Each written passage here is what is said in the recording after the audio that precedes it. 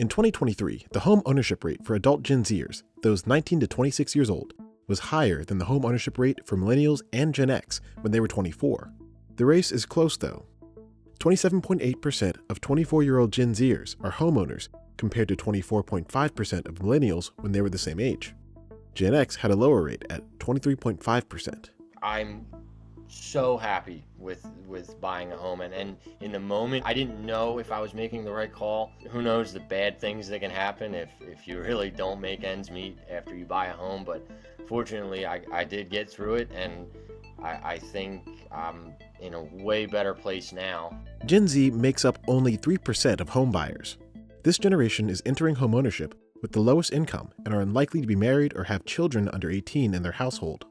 In 2023, almost 3/4 of Gen Zers said they plan to buy a home within 6 years, even though the market is tough for buyers. It is an incredibly difficult housing market right now. We have very limited housing inventory, and we have had very limited housing inventory for a long period of time.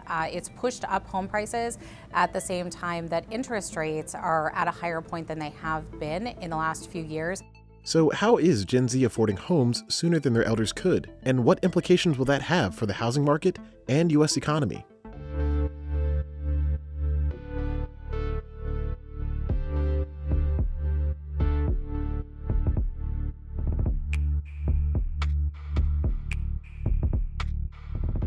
In January 2021, the 30-year fixed mortgage rate hit a record low. I signed less than 3% on my mortgage, which is, an astronomical low. That's historic. So I probably will never give that up. I won't buy until either I don't need a mortgage, I can make an equity transaction. Gen Z was looking like they were doing better than Millennials, better than Gen X, because they were buying homes at a faster rate. But I think a lot of that had to do with how low interest rates were during those years, and remote work opening up more possibilities for Gen Zers to buy homes in places that are more affordable. I had just turned 21 years old when I bought my home. Dominic purchased his first home in October 2020 for about $200,000. He previously rented it while attending nearby Stockton University. I did not want to pay over $1,200 a month to live on campus, and I just didn't see the value in doing that. During that time, with the mortgage rates, it was cheaper for me to buy a home than it was to live on campus. Most Gen Zers were making their purchases in the Midwestern region. Areas like Lincoln, Nebraska, Toledo, Ohio, South Bend, Indiana, Tuscaloosa, Alabama, and Eugene, Springfield, Oregon were popular with Gen Z homebuyers. About 28% of homeowners in Lincoln, Nebraska are part of Generation Z. Gen Z may be moving there because the median property value was nearly $200,000 in 2022, while the national average was around $500,000 that same year. Gen Z also bought homes in places like Virginia Beach, Virginia, Cincinnati, Ohio, Detroit, Michigan, St. Louis, Missouri, and Indianapolis, Indiana. The typical home purchased by Gen Z in these areas cost $255,000 or less in 2022. Gen Z buyers are purchasing at the lowest household incomes of all home buyers out there. So they're making the most financial sacrifices, but they're also making compromises on the home. So maybe the condition or the age of the home. When they were younger, millennials were more inclined to live in urban areas. Cities like Boston, San Francisco, Seattle, and Washington, D.C. had a high share of 18 to 24-year-old home buyers in the mid-2010s. But millennials faced the Great Recession when they entered the housing market in the late 2000s. Because of those housing barriers, millennials were more likely to stay in their parents' home for a longer time than previous generations. Gen Z has learned from millennials before them. They've learned about student loan debt. They're weighing their pros and cons when they go to college, and they're being financially savvy when they think about where they want to place their money and what they want to do with it. And it seems to be housing. While some Gen Zers bought homes, there are more living at home with their parents. 31% of Gen Z live in their parents' home currently. Meanwhile, boomers, those born between 1946 and 1964, began buying homes during the 1970s and early 1980s, when the 30-year fixed mortgage spiked over 18%. During 1970, when the oldest boomer was 24, the majority of U.S. homeowners in a 2 or more person household under 25 lived in the southern region.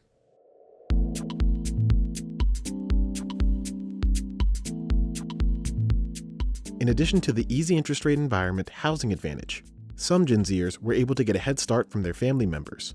More than 36% of Gen Z and millennials who plan to purchase are expecting their family to help them with the down payment. I had my parents co-sign on the mortgage because at that age, regardless of your credit, you pretty much have to have a co-signer, and I understand that not everybody has that opportunity. If a Gen Z member was in a good economic position, they had a job, or they had help from family to afford a home, and they were able to buy a home, then they made out really well because home values went up considerably from 2021 to where we are now. An average American home in the second quarter of 2024 cost a little over $501,000. In February 2020, home buyers needed to earn just over $40,000 in annual income to qualify for a starter home. Today, a first-time buyer needs to make around $76,000 to afford a typical starter home in the U.S. 2020 experienced new lows for mortgage rates. The 30-year fixed rate was just under 3%. The typical age of a first-time buyer in 2023 was 35. In New Jersey, the median age was 49. Similar to the average age, the median price of a home in New Jersey grew. The median price of a home for sale in the state of New Jersey right now exceeds $500,000, and that's up over $100,000 from where it was even 2 years ago.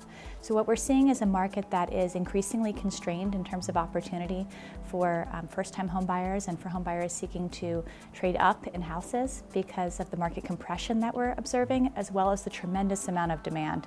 Our population is growing year over year, and the number of buyers seeking to purchase homes at the median and lower end of the market continue to climb. Melanie is a director at the New Jersey Housing and Mortgage Finance Agency. She and her team help first-time home buyers who are trying to find homes but can't afford the additional cost to jumpstart their process. Just 14 states, including New Jersey, and 1 U.S. territory offer homeowner assistance funding. The others have either suspended their programs or are awaiting waitlist applications. Across the state, as much as a quarter of families are now coming in with a substantial down payment, often supported by parents, loved ones, significant others that are not necessarily co-borrowers.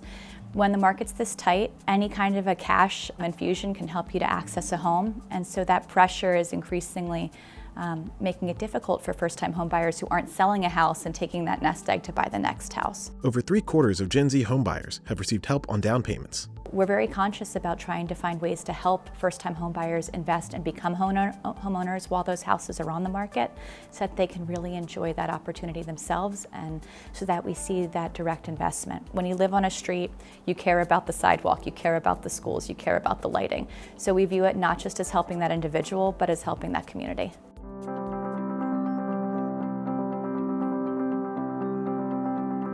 Along with the generational trends in home buying, experts are also seeing a change in who is living inside their homes. Gen Z, as home buyers, they're more likely to be single than they are to be partnered. So they're doing this actually on their own, which is really interesting when we think about affordability conditions. Half of them are single as they go into home buying.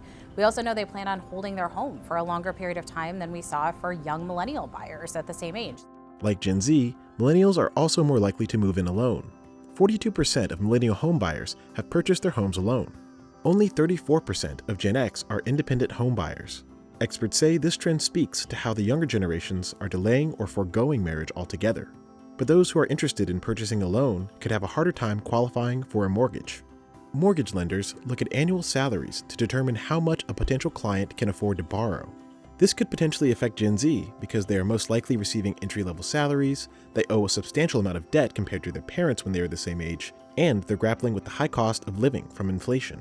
Gen Z home buyers have comparatively lower incomes compared to other home buyers because they are just starting out in their careers. So they're competing against Gen X and millennial home buyers who've been in the marketplace longer and who were closed out in the last decade from home purchases. Roughly 38% of Gen Zers and millennials believe they have a harder time building financial wealth than their parents did because they feel left behind by the economy, while 17% believe they have it easier. And in some ways, Gen Z may be right. Although Gen Z is in fact making more money than their parents did at the same age, they've racked up more debt than their parents. An 18 to 24-year-old in 2022 made $20,000 in wages after adjusting for inflation. That's nearly $5,000 more than what 18 to 24-year-olds made in 1992. Yet, Gen Z carries more student loans and mortgage debt than their parents. The average 18 to 24-year-old in 2022 held $117,000 in mortgage debt, while the same age group in 1992 owed $39,367. For every $10,000 that you see an increase in someone's student loans, that basically reduces their ability to purchase a home by 10 or 15%. Gen Z home buyers have comparatively lower incomes compared to other home buyers because they are just starting out in their careers. When it comes to the workforce, job security is a major obstacle for this age group. And while young adults are more likely to be employed full-time than young adults 3 decades ago, those 18 to 24 only saw a 1% gain in their share of full-time workers compared to the same age group that worked full-time in 1993. It wasn't easy. I worked at least 40 hours a week during college just to make it happen. These financial obstacles are impacting Gen Z and driving a wedge between their goal to be homeowners. In 2023, after mortgage rates soared to as much as 8%, the home ownership rate for adult Gen Zers stagnated.